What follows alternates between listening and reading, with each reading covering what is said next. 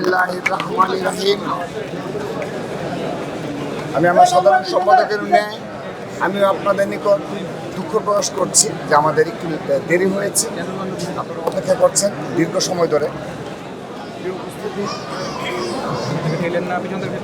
BNP chairperson এবং সাবেক প্রধানমন্ত্রী দেশনেত্রী বেগম খালেদা জিয়ার সমাধিতে এবং শহীদ রাষ্ট্রপতি জিয়াউর রহমান বীরউত্তম সমাধিতে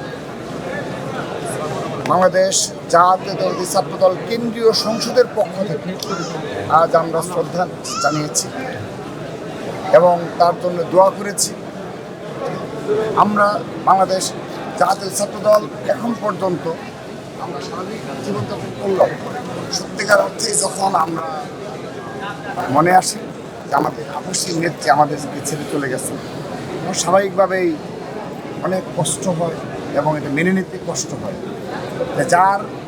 যাকে দেখে আমরা এত বছর রাজনীতি করলাম, আমাদের এই প্রজন্ম, বিশেষ করে এই আমরা যে প্রজন্ম এখন নেতৃত্ব দিচ্ছি কিংবা আমাদের সর্বশেষ এই প্রজন্ম, শহীদ রাষ্ট্রপতি জিয়া রহমানকে আমরা সরাসরি পাইনি, কিন্তু দেশনেত্রী বেগম খালেদা জিয়া আমরা পেয়েছিলাম। এটা আমাদের সৌভাগ্য যে তার আপসহীনতার রাজনীতির একটি অংশীদারিত্ব রয়েছে এই প্রজন্মের ছাত্রদলের।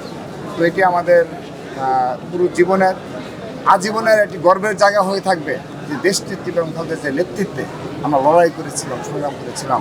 তার নেতৃত্বে আপসহীনভাবে ফ্যাসিস্টদের বিরুদ্ধে রাজপথে ছিল বাংলাদেশের জাতীয়তাবাদী ছাত্রদল এবং আমাদের সকল পর্যায়ে নেতাকর্মী এটি যুগ যুগ ধরে এটি গর্বের সহিত তরুণ প্রজন্মের ব্যাখ্যা করতে পারবে।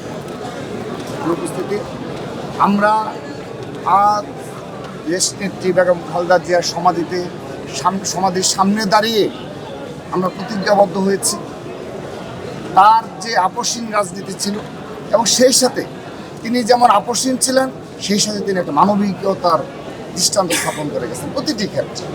তিনি যেমন বাংলাদেশের স্বাধীনতা সার্বভৌমত্ব প্রশ্নে অনেক সময় একাকিত্বে ভাবে নেতৃত্ব দিয়েছেন, আপসহীন অবস্থান নিয়েছেন, ঠিক একইভাবে বাংলাদেশে সকল সংকটে এবং তার দলের ঊর্ধ্বে উঠে তিনি জনগণের প্রশ্নে অনেক বিষয় ছাড় দেওয়ার মানসিকতা দেখিয়েছেন এবং মানবিক রাজনীতি যাকে বলে সেই রাজনীতি তিনি করেছেন।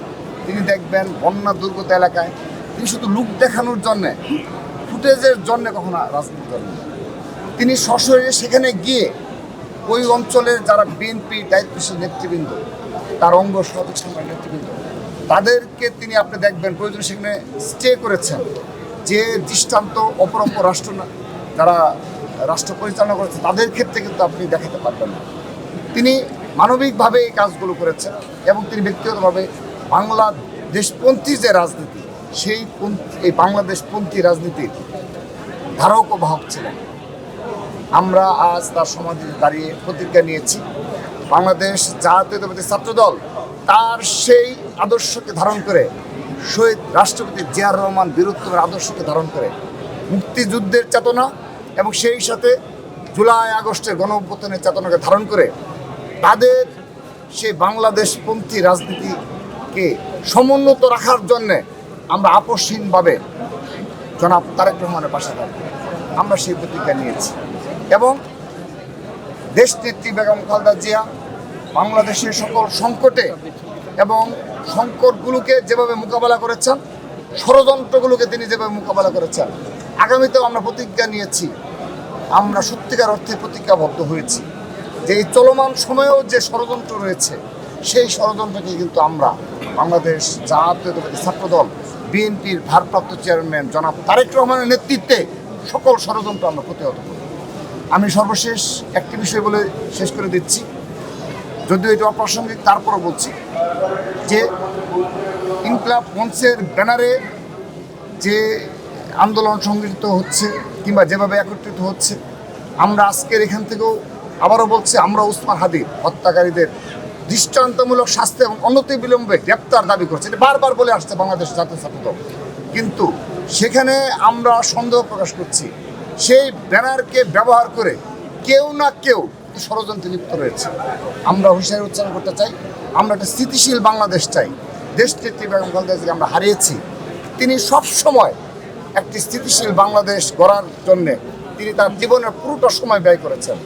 এখনও যদি আমরা ষড়যন্ত্র করি কিংবা যারা ষড়যন্ত্র করে কিংবা এই বাংলাদেশ অস্থিতিশীল দেখতে চায়, ব্যর্থ রাষ্ট্রে পরিণত করতে চায়, তাদেরকে যদি আমরা এখানে উস্কানি দেওয়ার জন্য আমরা যদি তাদেরকে আশ্রয় দিই, এটা খুব দুঃখজনক বিষয়।